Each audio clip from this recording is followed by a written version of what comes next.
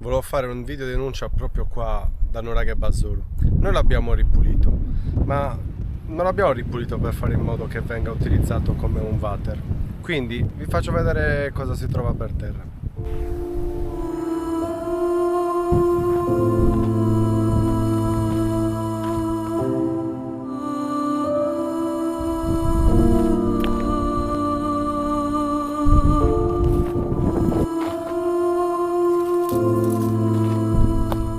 A me fa tanto piacere se passate a visitare questo nuraghe, però vorremmo che non venga utilizzato come il vostro WC.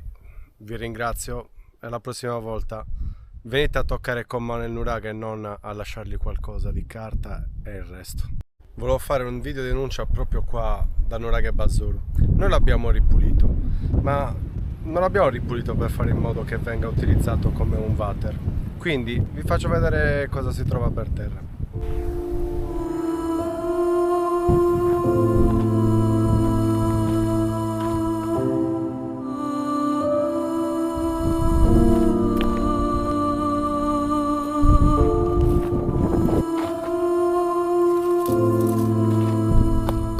A me fa tanto piacere se passate a visitare questo nuraghe, però vorremmo che non venga utilizzato come il vostro WC.